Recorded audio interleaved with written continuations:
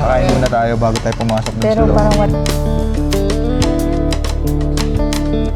Yan yung mga binagsakan ng mga bomba.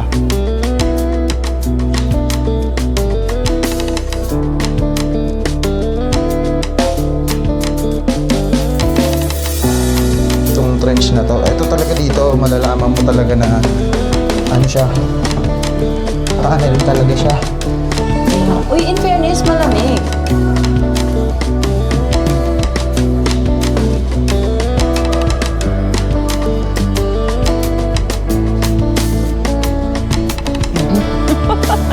May bomba. Bumomba nga. Guys, may bomba nga.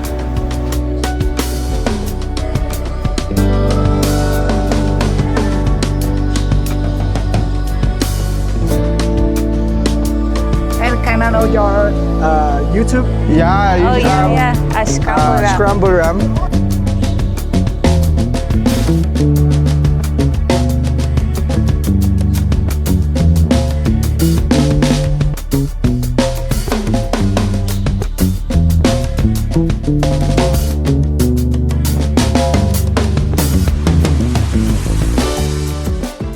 So ayun, tapos na tayo mag coffee, no? Dito sa Cafe Muy. Let's go na ulit. Papunta naman tayo ng Binmoc Tunnels. Ay, another 2 hours ride ulit going to Binmoc Tunnels.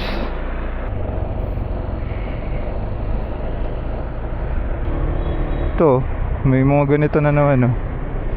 Yung ano, ang ganda eh, no? Ganda ng mga structure nila.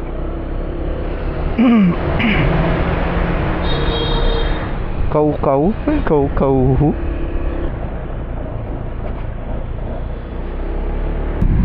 1 hour na tayong nagmamaneho. Long stretch lahat. Talagang dire-diretso lang halos yung daan. Pero yun ang kinagandahan sa kanila, wala masyadong lubak. Maayos yung kalsada, asfaltado lahat. Kaya medyo relax tsaka komportable yung biyahe mo. Takbong ano lang, 60 ganon, 60 to 70 ganon lang. Tapos napansin namin nung nag parang 12 ng tanghali dito sa Central Vietnam, parang naging yung mga tao, parang wala masyadong nasa labas, wala kang masyadong makitang tao. Kanina nga halos kami lang yung bumabiyahe dun sa kalsada. So ganun ka parang siguro nagsisiesta din sila, or di ko alam bakit alas 12 parang wala masyadong tao sa labas. So 52 minutes away from Binmoc Tunnels. So, medyo looban, parang looban na yung dinadaanan natin yan. Kanina highway siya. Sobrang laki ng kalsada, lapad. Tapos walang ibang sasakyan talaga halos. Halos kami lang talaga yung tumatakbo. Merong ilan-ilan truck, ganun, karamihan truck. Tapos ang bibilis ang takbo ng mga truck dito. Tapos ang mga nasa paligid mo, palayan, ganun.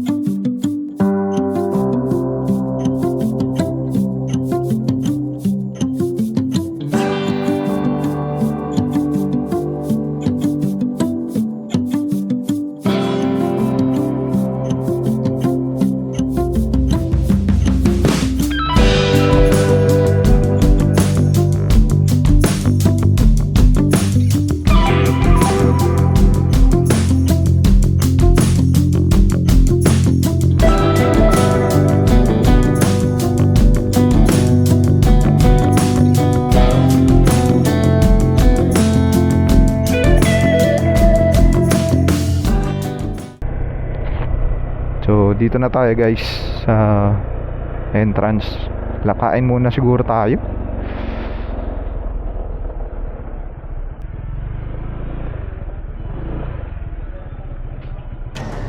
Come on. Punasan mo. Parang hindi ka nakakain. Kasama na merienda dito. Sa merienda mo. Kakain muna tayo bago tayo pumasok dun Pero sa loob. parang wala namang special sa kanya.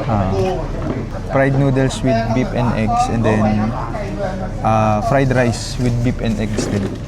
Ito, noodles muna tayo. Okay. Daming pumupunta dito guys. Parang pagdating namin may 3-4 na bus ata yun. Parang field trip or what? Masarap kasi may bok choy. May gulay siya. So, yun. Madaming pumupunta dito guys. Parang field trip. Bus sila. Oo, kasi parang ano talaga yan. Historical tong lugar na to sa kanila. Yun, dadatingan pa.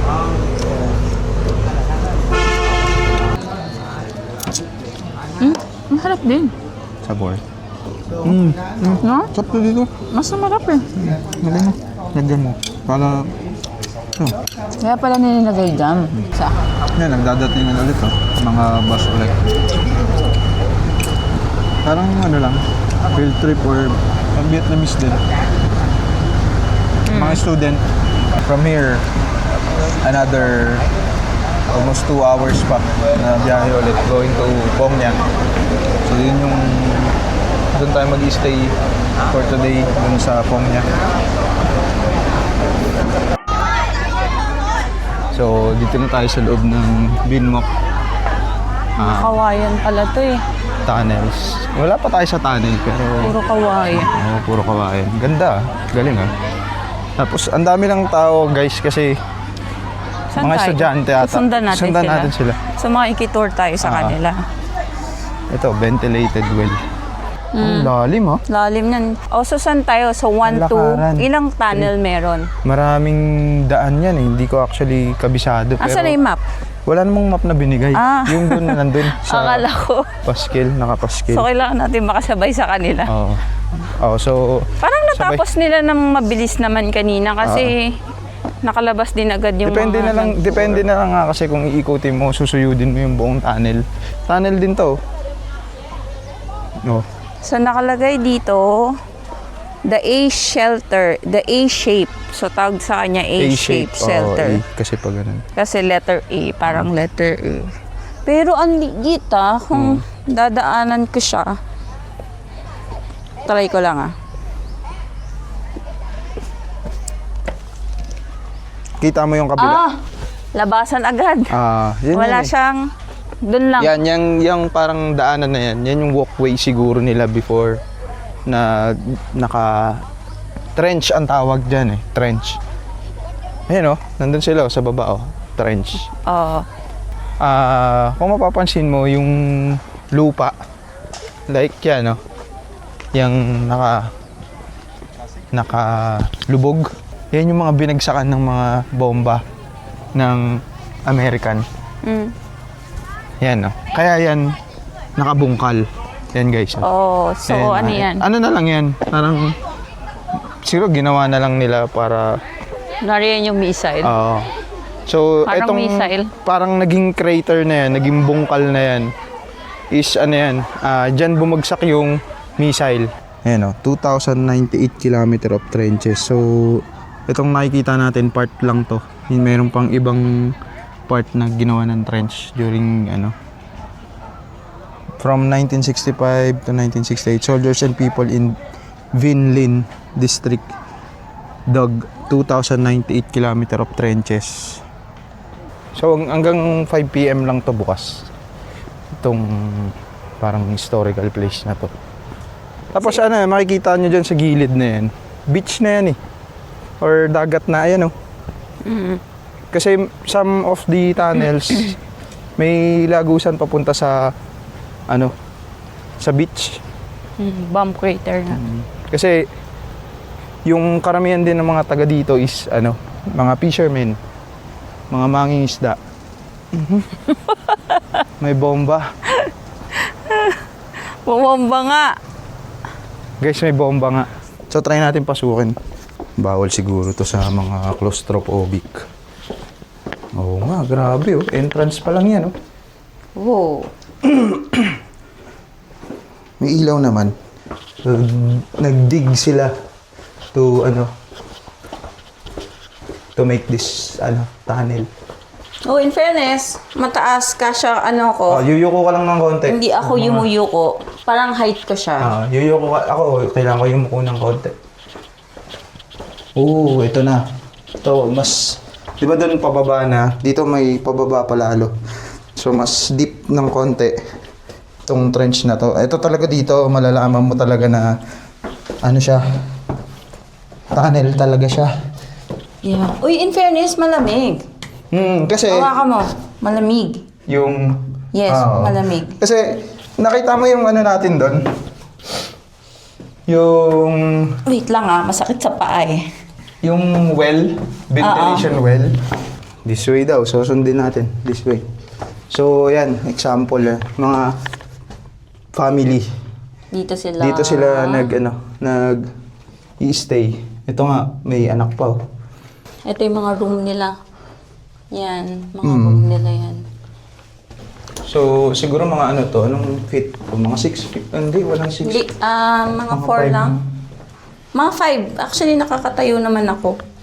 Oh, yun mismo. Yung iba hindi. Tunnel. May mga portion kasi na mababa yung talaga pagkagawa. Pagkakakarb. Para siyang mud. Lamig. Lamig nung wall. Hindi siya hindi siya nakaka-suffocate, pero kung may claustrophobic ka, hindi din pwede siya dito.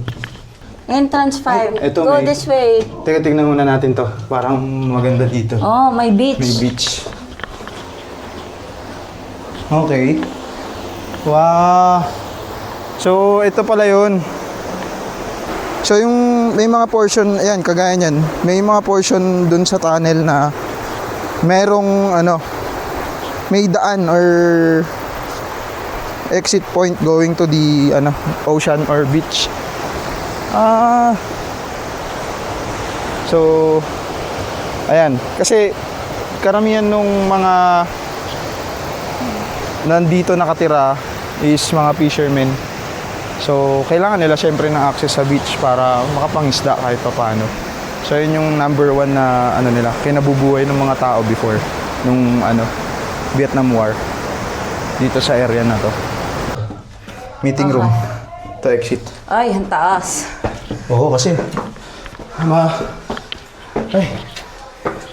yung binaba natin kanina. Taas din yun. Yung pinanggalingan natin. Mahaba pa yung buong tunnel. Madami pang trenches. Part lang to nung ginawa nilang mga tunnel. So, nandito na ulit tayo. So, ito nakita natin kanina. Entrance number 5. Yeah. Hindi tayo lumabas. And we also had the ventilation Well, yeah. I see. for ventilation. So that's why the All the tunnel keeps all the tunnel cooler. is cold. Yes. Cool. It's not that hot. But Wow. the disadvantage is in the rainy season, the soil will get wet. It's getting softer or what? Now, No, in it the just tunnel, gets wet. You will see the soil when we hit is very hot. Ah, But we use our nail to scroll. It's easy to scroll. Yeah, that's Oh, why. okay. That's the reason why the soil here is very easy to build the tunnel. oh. So what equipment or tools did they Just a shovel, simple shovel. Shovel, yeah. Just a they dig Yes, over and over time, over and over. just to Yeah. make this Yes. tunnel? Trench, yeah. Okay. It here. What the- 6 years. Wow. They have bird. They give Is it birth. true that Yeah, most of the people who live there is fishermen, right? Yeah, they are all the villager. Villager here. Yes. And most of them is a fisherman. Yes. Because you can see at the near the sea here, there's a village. So the villager at there, they are fishermen. They move to here to live To live, and yeah. work. Yeah. Like yeah, in the day, they go up to breathe and to work. When they hear the bomb sound, they hide. Oh, yeah. Yeah. Just to keep safe. That to keep safe Uh-huh. and to educate the children. And how long do they able to build all this? Or 6 little by little? Because they keep on digging, right? As I remember, it's very long. long Because time. it's very long, right? Yeah. So- because they use just a shovel, Shovel. simple. Yeah. No no machine. Yeah, no machine. No proper equipment to dig. Yes, that's right. That's why it took so long. Took so long. Yeah. What's your name again, sir?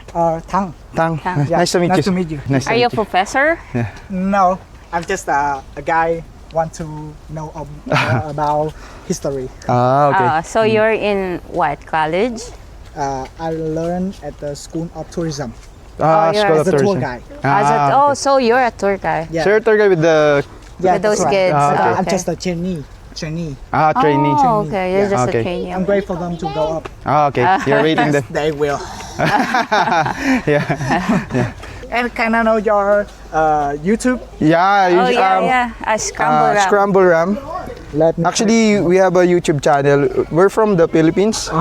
We're going to Pongnya.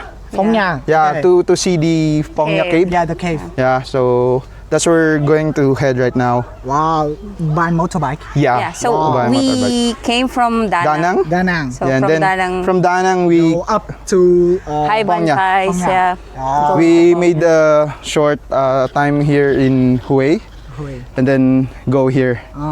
Tomorrow we're going back to Danang. Yeah. Oh, We stayed there for 6 yeah. Phong to Da Nang. Yeah. Yes.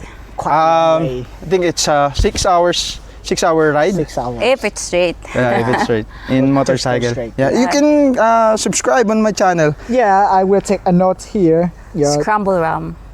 And Yep. here. that's our YouTube channel. I will surprise. Yeah. Nice to meet you, Tang. Nice to meet you. Thank you so Nice to much. meet you. Nice to meet you. Have a good day. Have a Have good a day good day. also. Bye bye. Bye-bye. So, yan guys. Tapos na tayo dito sa Binmok Tunnels, no. Napaka-historical ng lugar. So, next stop, Dong Hoi. Papasya lang tayo dun saglit. 2 hours away from Dong Hoi. Then another 1 hour ulit. Para dun sa Pongnya, dun sa tutuluyan natin ngayong gabi. So, mababa na naman biyahe ito. 78 kilometers. Yan guys, so may windmill na tayo nakikita. Hindi yan, windmill. Ewan ko kung kita sa camera, no? Pero may windmill na. Nasa Banggi na tayo. Banggi, Ilocos Norte. Yan, Tapos ano na, ang daming palayan. Ayan, windmills. Ang daming windmill. Ang dami. Ayan, Hindi ko napansin na na may windmill pala dito na madadaanan. Ganda, ang dami.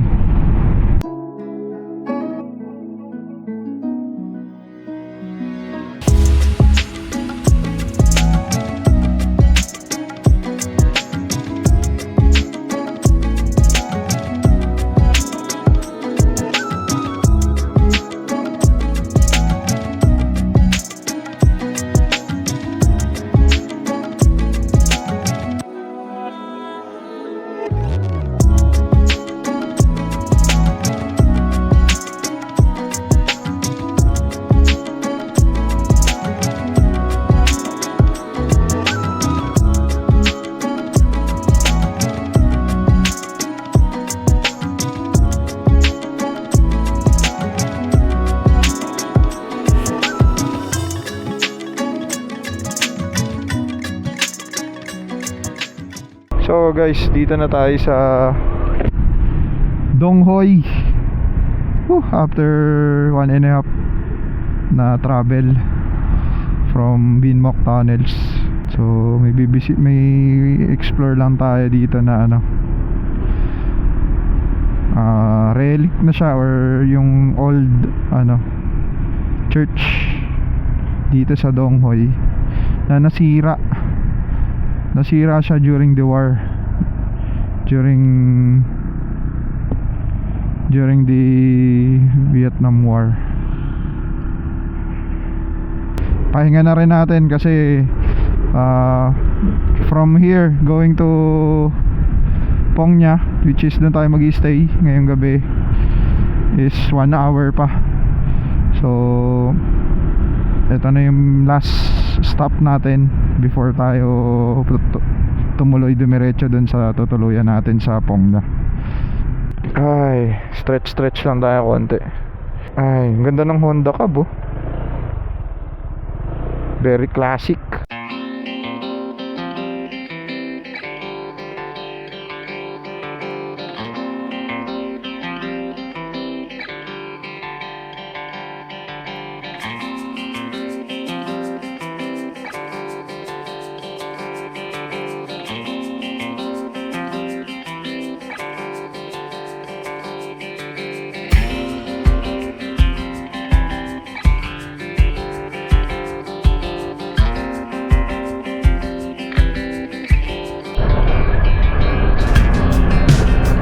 Phong Nha kay Bang.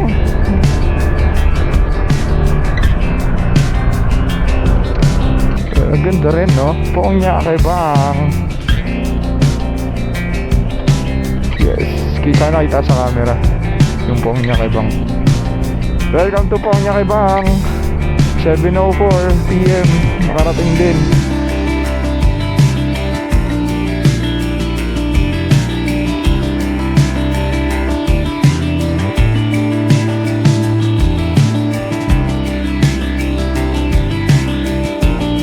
Thank you for watching.